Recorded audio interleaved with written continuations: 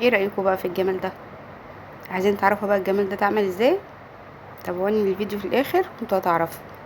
السلام عليكم ورحمة الله وبركاته. ازيكم حبايبي، عاملين ايه؟ يا رب تكونوا بخير. ولأول مرة يشوف قناتي يا ريت يشترك فيها ويفعل زر الجرس عشان يوصل لكم مني كل جديد. ويا ريت تشجعوني وتتابعوا معايا الفيديو للاخر. انا هنا هعمل لكم الكريب الجميل القمر ده بأبسط طريقة. مكونات كلها موجودة في البيت ومش مكلفة خالص. انا هنا معايا 4 كوبايات لبن، بالكوباية الكبيرة، يعني تقريبا كيلو. هو كيلو الدقيق ليه كوباية سوائل، يا اما مية يا اما لبن. فانا هنا حطيت 4 كوبايات لبن وكوباية مية، يبقى كده 5. حطيت بيضتين، والبيضتين دول عليهم 6 معالق زيت، وعليهم فلفل اسود طبعا عشان الزفارة، ومعلقة سكر، ومعلقة خل. تمام، يبقى بيضتين، 6 معالق زيت، معلقة سكر، فلفل اسود، ومعلقة خل، وطبعا الملح. هنا كده حطيت كل السوائل في الخلاط. احط بقى عليهم قد السوائل دقيق. 5 كوبايات يبقى 5 كوبايات دقيق. عملت كوباية يبقى كوباية دقيق. تمام، يبقى السوائل على قد الدقيق. والكوباية اللي هنعاير بيها كل حاجة، الدقيق والسوائل. اظن مفيش ابسط من كده.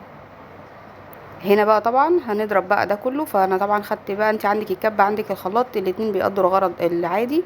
فانا اخترت الكبه عشان ما شاء الله حجمها كبير، هنا بقى فهتاخد كنت مني حطيت الكميه اللي انا عايزاها كوبايتين كلها. وكوبايه ميه عشان حسيت ان هنا بقى الكميه هتبقى طبعا قليله. بنزل الجوانب يبقى كده وهضربها السوائل قد تاني كمان الدقيق، ضربه 5 عشان و5. اتاكد ان كل المكونات اندمجت مع بعض. هنا بقى هنزلها في البوله ديت. شايفين بقى القوام ما شاء الله مظبوط جدا جدا. مش عايز بقى لا يتصفى ولا اي حاجه، يعني ولا في اي تكتلات ولا في اي حاجه. شايفين ما شاء الله القوام عامل ازاي. فانا هنا بقى كده هسيبه يرتاح لحد ما اجهز بقيه المكونات بتاعه الكريب. يرتاح بس في التلاجة، لان كل ما بيرتاح هو بيتقل كمان معانا شويه. فانا هحطه في التلاجة لحد ما اخلص. فانا هنا معايا صدور فراخ هعملها ستريبس، لان انتوا طبعا عارفين ان الاولاد بتحب الفراخ المقرمشه والحركات الحلوه دي. فانا قلت هعمله لهم بالستريبس. والستريبس هنا دون كان صدور الفراخ انا قطعتها صوابع كده، ونقعتها في التتبيله بتاعتها، ميه، وعليها كركم وعليها كاري وعليها ملح وفلفل وكمون وبصل بودر، توم بودر، وبابريكا. فكل بقى المكونات الحلوه دي نقعتها فيها وسبتها. فطبعا انا طلعتها بقى دلوقتي، فهحطها في الفيجيتار. طبعا الفيجيتار ده انا كنت عاملاه قبل كده على القناه، وهبله تاني في التتبيله، وهرجع اعمله تاني يعني مرتين او 3 على حسب ما انتوا عاوزين. فانا حطيته مرتين في الفيجيتار، ومره واحده في البقسماط مع برضو الفيجيتار، عشان يبقى الطبقه الخارجيه مقرمشه جدا. بس كده، وسهل خالص اهوت. وهقليه، وهيطلع كميه كبيره جدا، يعني صدرين فرخه طلعوا كميه كبيره جدا، يعني ما شاء الله هتشوفوها دلوقتي.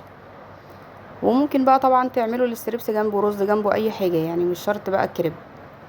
شايفين الكميه اللي طلعت؟ بسم الله ما شاء الله، من صدرين 2 بس، ومقرمش وجميل جدا، وكان طعمه تحفه. وطبعا بقى انا كنت هعمل جنبه بطاطس محمره، والبطاطس المحمره طبعا انا يا جماعه اتخدعت فيها، اتغشيت. انا اتغشيت، غشوني في البطاطس، طلعت مش من التحمير. ادي الكريب اهوت بعد ما طلعناه، شايفين بقى عامل ازاي؟ ما شاء الله اللهم بارك. تقيل شويه، وطبعا ياسمين عماله تنكب فيا واحنا واقفين. فانا هنا بقى هجيب الطاسه بتاعه الكريب، همسحها بس بمسحه زيت خفيفه كده. ولازم الطاسه تكون بارده، ما ينفعش تكون سخنه. لو سخنه العجينه هتمسك في الطاسه ومش هتتحرك معاكي، مش هتديكي بقى الحركه الانسيابيه بتاعه العجينه دي تخليكي تتحكمي فيها كده، استحاله. فلازم تكون الطاسه بارده. وبعد كل وحده كريب بتتعمل تبردي الطاسه، برضو لازم تبرديها تحت الحنفيه كويس جدا، عشان تعرفي تعملي الكريب وتلفيه كده ويبقى انسيابي في قلب الطاسه. شايفين هنا بقى بدأ العجين اهو يروح خالص شكل العجين. انا قلبت اهو، اللهم بارك. ما شاء الله، شايفين عامل ازاي؟ تحفه. اهي شايفين انا كده حطيتها تحت الحنفيه من الظهر. انا بحطها من الظهر، اما الميه ما جاتش فيها من قدام خالص. وكل مره بدهنها برضو زيت. اهي شايفين بقى كده انسيابيه ازاي؟ ليه؟ لان انا بردتها ودهنتها برضو الزيت. هنا بقى طبعا ياسمين كانت واقفه، اللي بيقع مني على البوتاجاز كانت بتمسحه اول باول. شايفين اللون بقى بتاعه جماله ما شاء الله بجد، كان طعمه تحفه تحفه بجد يا جماعه. جربوا الوصفه بتاعتي دي بجد هتعجبكم. واللي ما بيحبش البيض لا والله مش هيبان خالص فيه، بس البيض واللبن هما اللي بيدوا اللون الجميل ده وبيدوا الطراوه الحلوه دي. يعني لو عملتيه بميه، هو يعني ميه بس ومن غير بيض، ميه ودقيق، مش هيديكي نفس النتيجه الجميله دي. شايفين اللون؟ يعني بجد هو مش عايز اي حاجه. هنا بقى انا حطيت مايونيز، وحطيت الكاتشب ده انا اللي كنت عاملاه، بس حطيته في الكيس عشان يبقى سهل ليا في الاستخدام. حطيت البطاطس اللي ضحك عليا فيها الحمد لله. حطيت الستريبس بقطعه، كل واحدة كريباية بحط فيها 2 أو 3 الستريبس على حسب القطعة اللي في ايديا، ومعلقة جبنة موتزاريلا. وبعد كده هحط كاتشب تاني وهلفه بقى كده. اظن مفيش اسهل من كده. بس خلاص، ايه رأيكم؟ هنا بقى طبعا بعد ما خلصت الكمية كلها نحمره في نفس الطاسة، هنحط فيها زيت وهنحمر الكريب بتاعنا عشان يبقى مقرمش ويبقى زي بتاع بره بالظبط. شايفين بقى الجمال؟ اظن بقى الفيديو الجميل ده عايز لايك يا جماعة، عايز لايك يا جماعة، لايكات بقى وشير وكده. يعني شجعوني بقى كده في التعليقات وقولوا لي ايه رأيكم في الكريب الجامد ده.